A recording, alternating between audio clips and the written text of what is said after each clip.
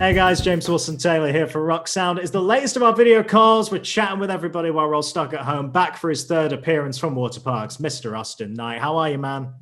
They do say the third is always the best. Well, now you put pressure on it. Well, I mean, what if this is a disaster now? I'm not scared. Good, I'm glad. I got faith. No fear. Let's power through. Good to see you, man. You know, obviously, hope you're keeping well. Hope you're keeping safe. What's kind of been new with you since we last chatted? I see you taking up tennis. I guess that's one thing, right?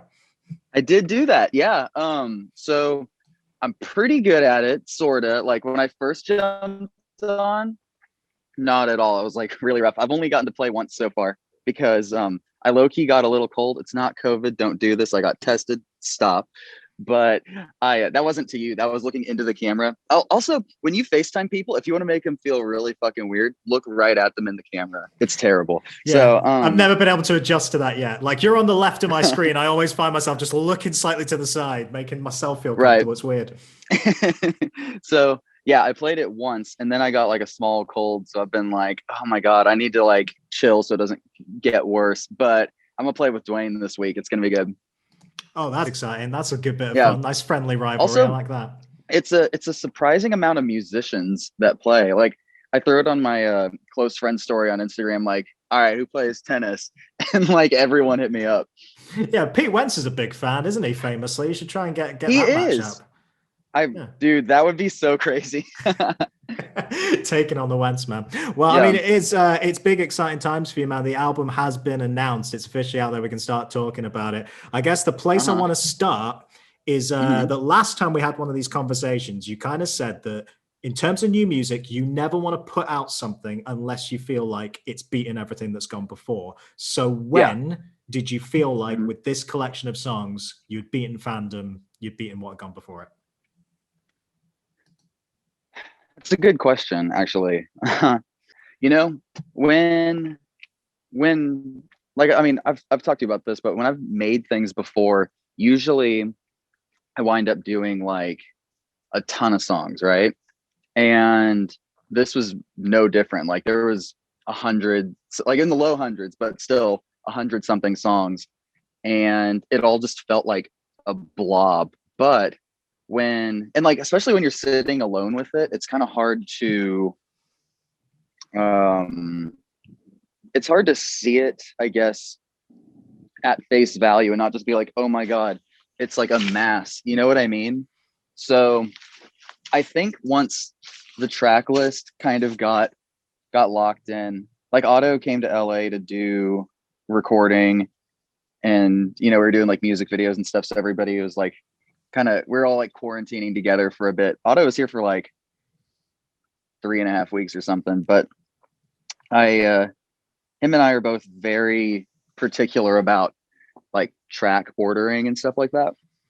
And when we actually sat down and put it together, like the sequencing and everything, like that's when it sort of clicked. You know what I mean? I was like, oh shit, or like, I'd be like, we'd be trying to come up with what transitions into what, and I'd be like, oh shit, actually, this kind of rolling into that with like this kind of noise and blah blah blah, like that sort of thing would be so crazy. And then by the end, it was like, Jesus Christ, this is so many songs, and there's already so many other. You know what I mean? Like this is the longest album of ours, and I'm like, holy shit, 17 songs, and there's still so many others. I was like, okay, yeah, this is good. You know what I mean? Like one thing that was a really interesting like process that always sort of stuck with me was is actually something Drake said, where what he does is when he feels like he has an album, he puts like, he has the track list from the one that just came out or the prior one, and then he puts like which version of what song like would make the most sense next to it, like similarity wise. And he's like, is this one better than this one? Is this one better than this one? And like goes down the list. Um, I thought that was really interesting. Like, it's not the exact thing we did, but it's definitely something I kept in mind. And it was like, okay, if this was to be a song on Fandom, which one and is it better? You know? It's a good system. And yeah, I know it is. the only drawback to it, and the reason I don't like fully subscribe, is because I also don't want to make something that's so similar that you can line them up perfectly. Right. You know what I mean? Yeah. Like I didn't want to. There was one song. It's still on the album, but it was gonna be track 2. Except I was like, that transition kind of feels like Cherry Red to Watch What Happens Next, and I need to mix it up like a little more than that. And then Otto, I mentioned it to him. I was kind of nervous. I was like, "What do you think about the?" I think it's track 4 was going to be track 2, so you guys can go back to this later. And he was like, "Dude, I was kind of hoping you would say that, because we were so set on it for so long, but worked out. It worked out in a really good way to where we didn't actually fully wind up like lining things up, based on their dynamics or styles or whatever, but it still worked out really well." Sure. Did you feel like once the guys are out there with you, it's got to have, I mean, just even to have a different set of ears on things, I know you've been working on stuff on your own for quite a long time, but obviously having that input and like you say, just being even down to things like sequencing, it's got to be so nice to have other people to bounce off and maybe hear it in a slightly different light, I suppose. You have to. I mean, I guess you don't have to, but it's really easy to get lost in shit if you have no other thoughts at all. Like one brain on the same project for a year. It's like going to be it's just not going to be as good as it could be. So, I mean, let's ask about the album title. I find like I ask everybody about album titles, but I genuinely find them interesting. And we've got to mention this one because it's such a big statement, man. It feels like a definitive thing to say. Do you really feel like, well, I guess you do feel like it's your best work, but yeah, greatest hits. Talk me through that decision. It's been there for a minute. Was that always the G plan? That was always the top choice for G, was it? Yeah. Since like 20... 15 or 16. Yeah. Like one thing I did was I threw around, like I would make album art that has like other titles in it. You know what I mean? And like apply it to the demos, because the way it looks kind of dictates the way that it sounds. And and it's a very like, it sounds like, like up your own ass artisty, but it's true. Like one thing I would do is, because every set of demos has album art, right? Like that I make up. That's not like the final. And sometimes if I'm like needing a fresh perspective, I'll make new art that looks super different, give it a different title, do all this stuff. And like for a while I had it switched to this one thing called Graphic Sounds, and it was like a whole art thing that I like scanned and like drew stuff on and blah blah blah. And it helps give it a like a new life in your head. And plus, because like when you see certain art, like people get sent things like, and it's always been this way. I mean, everybody does it. That's fine. And if you're in a band and you do this, it's fine. But I really don't like the thing where people get like, the art or like the promo and make like a visualizer where there's like static and like things are shaky and blah blah blah. And like if you're gonna do it, it's got to be done in like a really interesting way. Because I don't know, I feel like anybody great that I would look up to, they would just let the art speak for itself. You don't need to like try and like dangle like a cheap effect in front of people's faces to maintain their attention.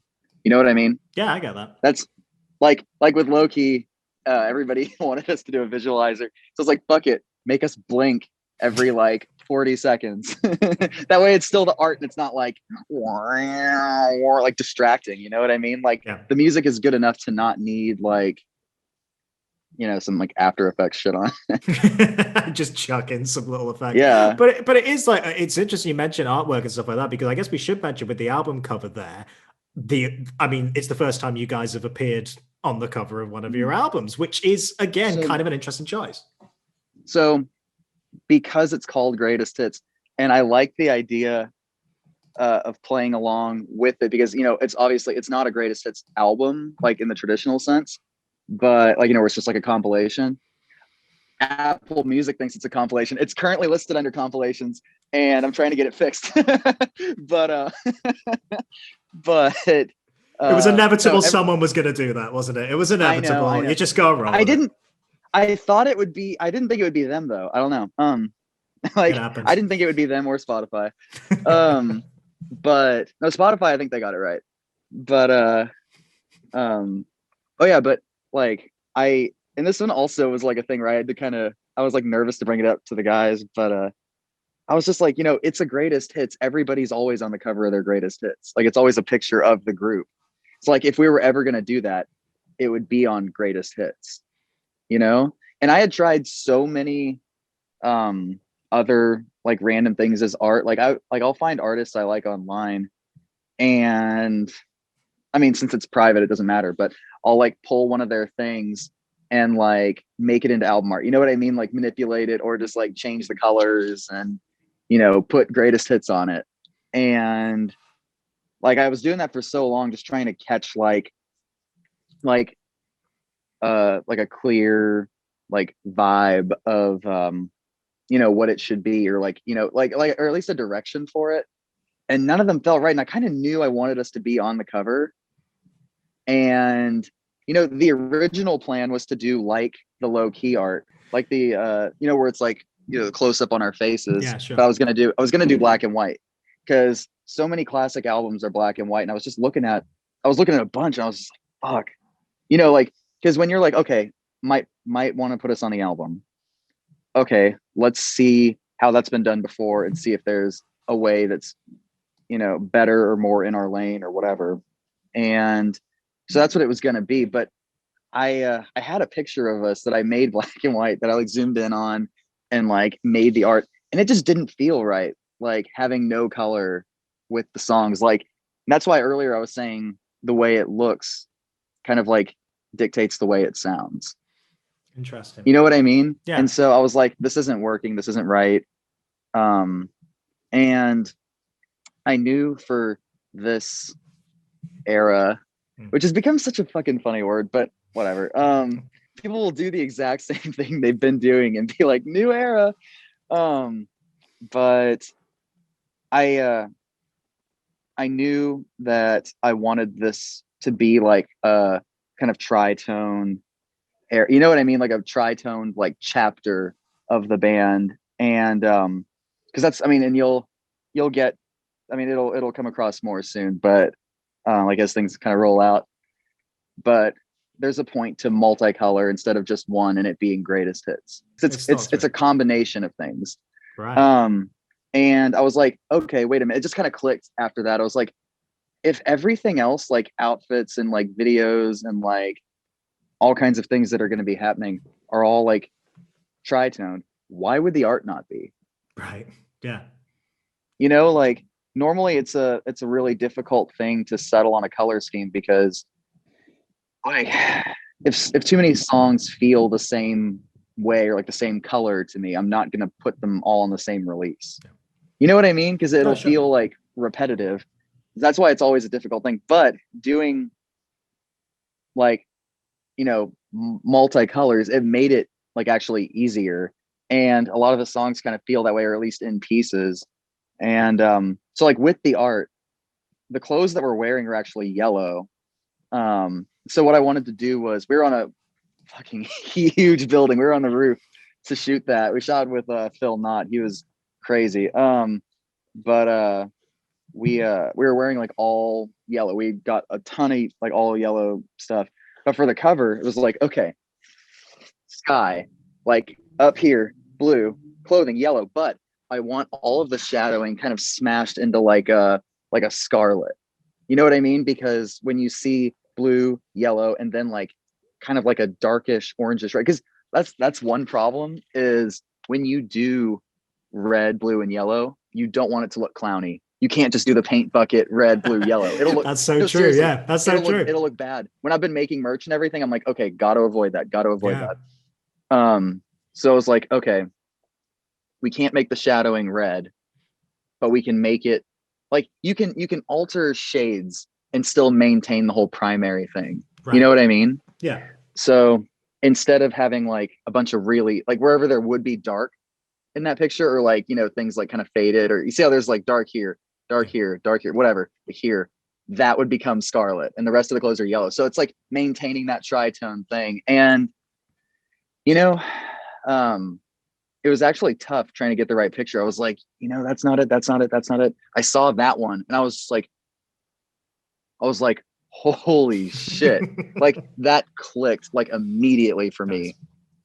And because the thing is, it's like you have the vibrant colors, but then you also have like the moodiness captured in like, you know, what I'm doing. And then like just the shape of us, it's so cohesive on the thing that like it felt like it was you have to kind of like step past like, and it's a difficult thing. But it's like how do I want to say it? When you see a picture of yourself, it's really hard not to just focus on, or like, it's hard to like have your vanity take a back seat. You know what I mean? Like when you're trying to do something that's more art and not just a promo picture. You know what I'm saying? Like it's very easy to just want to pick the, like, what you think is the most like attractive picture of yourself when you see a picture of yourself. You know what I mean? So it was like a really interesting thing to try and like step away from that, because obviously there are pictures where we look like fucking cuties, but I'm like, no, that's an Instagram post. That's not fucking album art. But I saw that one and I was like, that's it. That's the one. Like, there's no question. It's funny how you talk about the different colors dictating the form, because I mean, we can already hear just on the couple of tracks that are out there how radically different they are from each other and how radically different they are from fandom. And there's a quote, actually, I mean, we should mention, of course, one of the reasons we're chatting is by the time this goes out, people will know you're back on the cover of Roxanne, which is great. But in the mag, we asked about Snow Globe, and there was a great little quote where you were just saying you wanted to bring in some groove because you'd been stuck inside for so long and fancy dancing, which I think is something we can all appreciate and relate to, right? I would hope so. Yeah, dude, that happened a bunch. Actually, like, it's not just like dancey in the form of like, or in the way of like a Dream Boy kind of song might be, or like Take Her to the Moon or whatever. It's like groove. Like, it's not just you're like, shit, you know what I mean? Like that kind of thing. And it's just done in a really good way that's not straight up just like playing into like stale trap shit. Yeah, it feels like, darker. It feels late night. Do you know what I mean? Like, it feels like I feels like in terms of influences and stuff. Like, I was like Early Weekend and things like that really pricked my brain. I feel like that kind of. I can see that. Yeah. I could see that. There's a lot of Daft Punk. Daft Punk. Whenever I'd be like listening to stuff, because like the thing is, they're able to make dancey shit, but it's not in like a cheesy, gross club way. It feels expensive when they do it. That's an interesting word. It does feel expensive when they do it. I get that. Yeah. And that's kind of what I was going for with anything that has like more of like a groove or like a dance kind of feel to it or whatever. I wanted to make sure it wasn't like, you know, just like typical like shit. I wanted to make sure it was like there was like purpose to it. I think being cooped up made making music like it made it to where it had to feel like art. Like I couldn't do anything that felt like remotely hollow or like pandering, because I was already so like cooped up with my own shit that like I had to when you're not doing anything for so long, like physically, there has to be purpose in something you're doing. Yeah, absolutely. It's a good attitude to have, man, for sure. Couple of things I've got to ask you about before I let you go. So first of all, you kind of hinted at some potential guests on there, sort of guests anyway. You've said like maybe 7 or 8, I saw you say on Instagram. I think I might be aware of at least one, I think. But like, just however you want to hint, I'll let you do some hinting. I know you don't want to give too much away necessarily, but talk to me about decisions there. You know one of them personally, like really well. I've toured with, I think, almost all of them. I think 6 of them have wait, okay, if there's like 8, maybe 9, I think like 6 of them are vocal or 7 of them are vocal. Some are instruments. I don't want to give too much away because that's the thing. Like a big part of like not wanting to do or like not having a bunch of like collaborations on things. I really do like the idea of collaboration, sure. But I really also don't want to have our top, 8 most listened to songs be other people's songs, or just because it says featuring, any number of people there. Like, I feel like it takes attention away from the rest of the album, and so much thought and everything has gone into all of it that I don't want anything overlooked because it's next to a song that happens to have somebody else as well. You know what I mean? So they're still in the booklet, and I'm probably going to make some kind of post in a way, you know what I mean? Like once it's out, but yeah, I don't like it doesn't have like a bunch of like featuring so-and-sos on it. Yeah, it's larger, it's parts of a larger whole, I guess, which is actually something that's very common in dance music particularly, isn't it? Like we've been saying, like that idea of like lots of different elements come into play, whether that's samples, whether that's guests or whatever. When people do that, something Daft Punk were very, very known for. So it's kind of cool to tip the cap there, man. Saying we're known for. I know, sorry. Yeah, I mourned that one last week as well, I got to say. Yeah, too soon. Yeah, too soon, man. We had one of these chats with Mikey Way last week, which was very, very exciting, talking all things Electric Century. He had some very, very nice things to say about you, man. I want to read you out a little bit of it and get your reaction. What did he say? He said... They're the future of that genre, you know what I mean? Everything is thought out with that band, and it made me think back when I was Austin's age, you know what I mean? And, eating and breathing and sleeping My Chemical Romance. And that's what he does with Waterparks. You know what I mean? It's like he tirelessly works on it. He doesn't stop thinking about it. And I respected that, and I want to see them succeed. They've already succeeded, but I want to see them keep breaking that ceiling every time. And they do. What a lovely man, right? He's so nice. Holy fuck. Just sweet. Just say all that. Just say it all again. Oh my god. The future of I the could genre. Hear that again. The future of that genre. Everything is thought out with that band, and it made me think back of when I was Austin's age, eating, breathing, and sleeping MCR. That's what he does. He tirelessly works on it. He doesn't stop thinking about it. They've already succeeded, but I want to see them keep breaking that ceiling every time. And he did tell me as well. He's heard the record, of course. Yeah. I mean, he must have been a great extra pair of ears to have on that as well, right?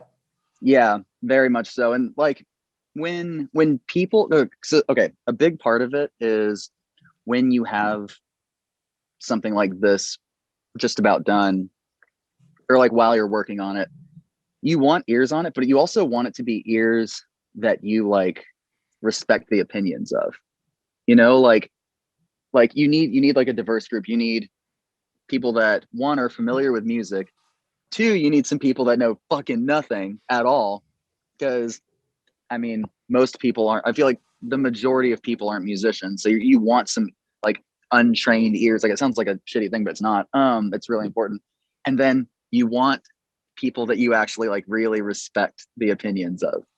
You know what I mean? And obviously, like My Chem is one of my favorite all-time bands. And so when he's like, holy shit, this is incredible, you're like, thank you like it's fucking dope. That's awesome. Yeah, it's same when like like when like Benji or Joel or whoever hears it, of course, and hits me back and they're like, dude, so much better than everything else. I'm just like,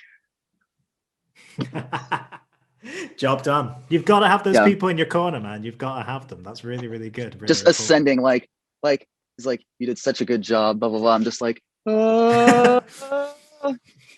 and up he goes. It's exciting, man. No, it's really exciting to finally get that record out there and have people hear it. And last thing I want to mention as well, touring, who knows at this point? We obviously, the world is the way it is. I think everyone's very, very understanding about it. But the cool thing is, whenever that tour does happen, your London gig's Brixton, man, which I know you must know the importance of that. I know you must know how kind of cool that is, right? I mean, you guys played it with All Time Low last time as well. And when we do that, that'll be the biggest venue we've ever headlined by far.